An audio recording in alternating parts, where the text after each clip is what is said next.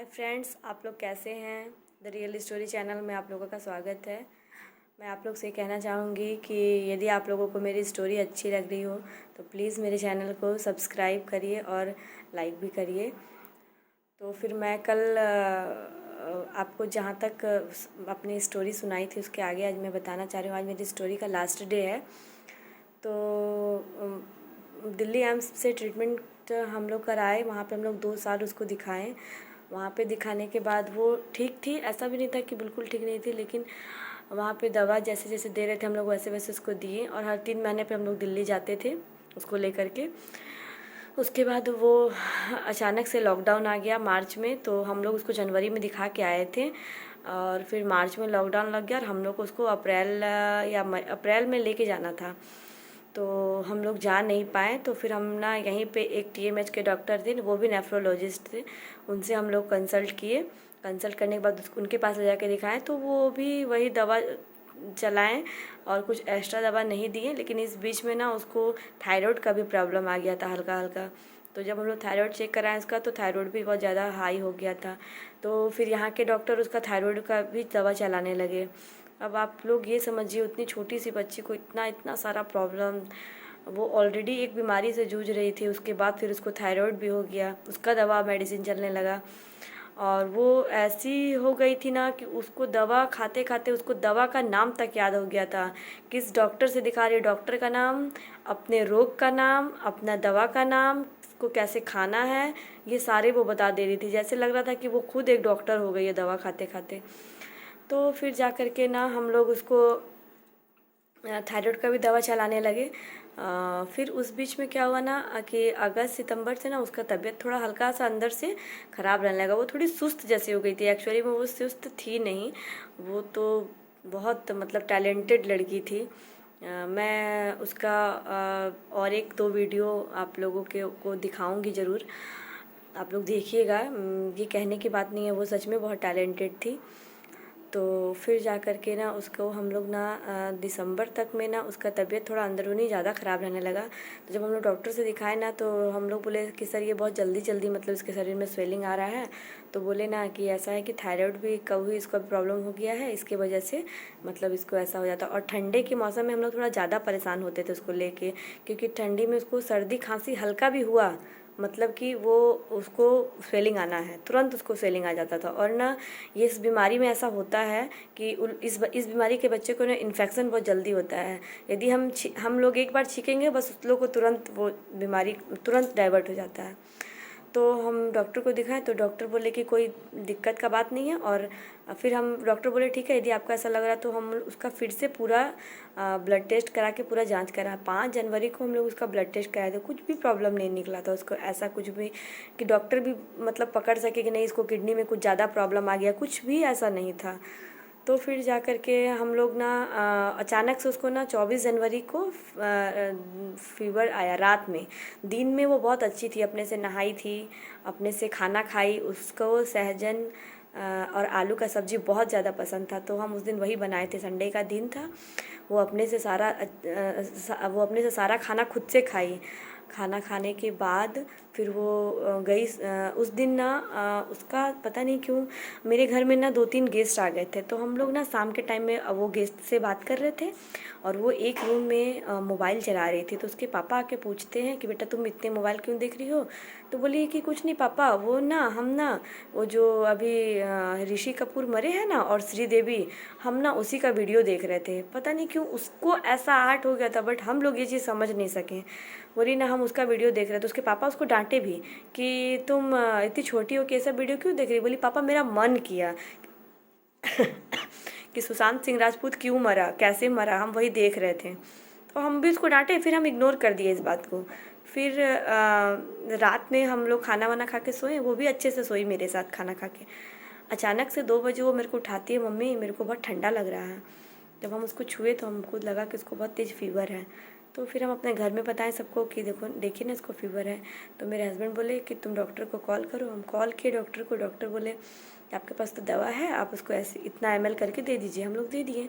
फिर सुबह तक उसका बुखार उतर गया। उतरने के बाद हम उसको पूछे बेटा कोई प्रॉब्लम है। तो बोली नहीं मम्मी कोई प्रॉब्लम नहीं है। फिर हम डॉक्टर से भी बात किए। डॉक्टर बोले ना कि और सच में ये बात था कि उसको ना 3-4 साल से फ़ीवर नहीं आया था। तो डॉक्टर भी बोल रहे थे कि इसको फ़ीवर आना बहुत ज़रूरी है। तो हम लोग भी खुश हो गए कि फ़ीवर आ रहा है, बढ़िया बात है। उसके शरीर का टेम्परेचर को भी थोड़ा हाई मतलब हीट होना चाहिए। तो हम दवा दिए, वो नॉर्मल हो गई सोमवार को। फिर अचानक ना वो सुबह में हमको बोलती, मम्मी हम रात को सोए नहीं हैं तो हमको नींद आ रहा है, तुम जाओ अपना सारा काम कर लो, हमको सोने दो थोड़ी देर। तो हम उसको छोड़ दिए आराम से, वो सोई थी। तो फिर ना उस दिन शाम तक वो ठीक थी। फिर मंगलवार को भी वो अच्छे से खाई हुई थोड़ा मोड़ा, फिर दवा दे दिए, फिर वो रात को सो गई, सोमवार के रात को। फिर मंगलवार को सुबह में हम उसको बोले, वो हमको सोमवार को बोली ना, मम्मी गाजर का हलवा बना दोगी, हम खाएंगे। हम उसके चलते मटर पनीर का सब्जी, गाजर का हलवा बनाए रात को, लेकिन वो नहीं खाई। फिर सुबह में हम उसको बोले, बेटा खाएगी, तुमको दे? तो बोली ना, नहीं मम्मी मेरे को मन नहीं कर रहा खाने का। तो वो अपने पापा से ना थोड़ी डरती थी। तो उसके पापा को जब हम नाश्ता दिए, हम सोचे बच्ची है, बिना खाए कितने देर रहेगी। तो हम उसके पापा को नाश्ता दिए ना, तो हम उनको, मेरे हस्बैंड को बोले कि आप एक काम करिए ना, आप उसको बोलिएगा तो वो खाएगी। तो वो अपने पापा के हाथ से 2 बाइट सिर्फ खाई थी। 2 बाइट खा के बोली, पापा मन नहीं कर रहा है खाने का। फिर ना वो मतलब अजीब टाइप से करने लगी। तो हम लोग को लगा ना, और उसको फ़ीवर फिर चढ़ने लगा।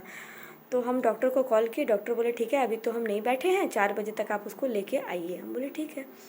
अचानक वो दिन में ना ठीक अच्छे नहीं थी वो दिन में, ये नहीं कहेंगे कि वो अच्छी थी। दिन वो चल रही थी, बात कर रही थी सबसे, लेकिन अजीब उसका जो आँख देखने का जो नज़रिया था वो एकदम चेंज हो गया था। हमको ऐसा क्यों लगा था ना, जैसे कि उसको कोई कुछ कर दिया है। ऐसा तो हम ये सब मानते नहीं हैं, भूत प्रेत हम नहीं मानते हैं, जादू टोना नहीं मानते, लेकिन उसके आँख को देख के लग रहा था ना कि वो उसको कोई कुछ कर दिया है। वो अजीब मेरे को देख रही थी, जैसे लगा कि वो मेरे को पहचान ही नहीं रही है। हम हैं उसके सामने पर वो हमको नहीं पहचान रही है। तो फिर ना वो दोपहर में सब कोई उसके पास बैठा हुआ था, और हम लोग आराम से धीरे धीरे बात कर रहे हैं। तो वो अपनी नानी को बोल रही है कि नानी प्लीज़, बहुत ज़ोर ज़ोर से बाजा बज रहा है, नानी बंद कर दो ना नानी। तो हम लोग को लगा ऐसा क्यों बोल रही है ये। फिर ना वो बोल रही है, नानी तुम मेरा बर्थडे मनाएगी नानी इस बार? तो मम्मी बोली हाँ बेटा, तुम ठीक हो जाना, ज़रूर मनाएंगे तुम्हारा बर्थडे। तो फिर वो बोल रही है, ना नानी पर तुम मेरा बर्थडे कैसे मनाएगी, मेरा पेपर तो फाड़ दिए हैं। वो ऐसा क्यों बोल रही थी, हम लोग बिल्कुल भी नहीं समझ सक रहे थे कि वो उसके अंदर से ये बात वो क्यों कह रही है। वो तो हम लोग को हर एक हिंट्स दी, लेकिन हम लोग नहीं समझ सके कि वो ऐसा क्यों कह रही है। फिर जा कर के ऐसे करते करते शाम हो गया, 4 बजे डॉक्टर के पास जाना था। तो फिर हम लोग उसको डॉक्टर को कॉल किए कि वो बैठ गए हैं। तो बोले हाँ आप लोग आधा घंटे के अंदर आइए। फिर हम लोग उसको जब लेके गए वहाँ हॉस्पिटल, तो रास्ते भर ना वो एकदम चुप हो गई थी, किसी से भी कुछ बोल नहीं रही थी, बात नहीं कर रही थी। जब वहाँ पे हम लोग उसको TMH में इमरजेंसी में लेके गए, तो जैसे डॉक्टर उसको सुई वगैरह दिए ना, तो वो फिर ना बोलने लगी, मेरे पापा को बुला दीजिए, मेरी मम्मी को बुला दीजिए। और हम उसके पास ही थे, पर वो ना बोल रही है मम्मी, मेरी मम्मी कहाँ है, मेरी मम्मी कहाँ है। तो हम को ना डॉक्टर ऐसा कुछ बोले नहीं। डॉक्टर मेरे हस्बैंड से, हम तो बाद में ये चीज़ जाने, डॉक्टर मेरे हस्बैंड को यही बोले कि मतलब इसका हालत बहुत सीरियस है, इसको हम लोग को ना इमीडिएटली में भी CCU में भर्ती करना पड़ेगा, तो आप लोग करवाइएगा, लेकिन हम ये रिस्क नहीं लेंगे कि वो मतलब ठीक हो ही जाएगी। तो मेरे हस्बैंड बोले नहीं, आप पैसा का टेंशन मत लीजिए, आप लोग इसको एडमिट करिए, हमको अपना बच्चा सही सलामत चाहिए। फिर हम लोग उसको जब वो CCU में सब कोई लेके, मेरे हस्बैंड के बहुत सारे दोस्त लोग थे, वो लोग सब आए हुए थे, वो लोग उसको सब लेके जा रहे थे स्ट्रेचर पे, और हम लोग पीछे पीछे थे। तो मेरे हस्बैंड का एक दोस्त उसका हाथ पकड़े हुए थे। तो वो बोलती है कि अंकल मेरे पापा को बुला दीजिए ना। तो वो क्या बोलता है, वो मेरे हस्बैंड जाके उसके हाथ पकड़ के बोले कि हाँ बेटा हम यहीं पर हैं तुम्हारे पास, तो पापा घर चलिए ना। तो मेरे हस्बैंड बोल रहे हैं हाँ बेटा जाएंगे, घर जाएंगे, ज़रूर जाएंगे।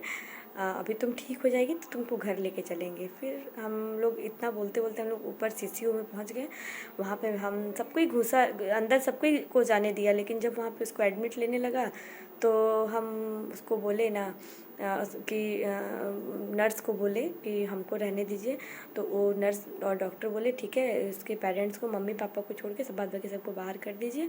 तो सब बाहर चले गए, हम और मेरे हस्बैंड थे। तो अचानक मेरा नज़र जब उसके पेट पे गया तो हम देखे उसका पेट में कोई हलचल नहीं हो रहा था। मतलब एक होता है ना, जब आदमी सांस लेता है तो शरीर बॉडी हिलता है, लेकिन उसके शरीर में कोई हिल नहीं रहा था उसके शरीर उसका। फिर जा कर के हम पूरा तेज़ से एकदम रोने लगे। अपने हस्बैंड के पास जाके बोले हम कि देखिए ना, बाबू का ना शरीर ना हिल नहीं रहा है, वो सांस नहीं ले रही है, हमको ऐसा क्यों लग रहा है। तो वहाँ पे वो सीसीयू रूम था, सब क्रिटिकल पोजीशन के ही बच्चे वहाँ एडमिट थे। तो मेरे हस्बैंड भी डांटने लगे मेरे को, तुम इतना क्यों चिल्ला रही, चुप रहो। फिर ना और वो लास्ट टाइम ना मेरे को देखते देखते आँख बंद कर ली, तो हमको ऐसा लग रहा था कि वो सो गई है। हम नहीं जानते थे कि वो लास्ट मेरे को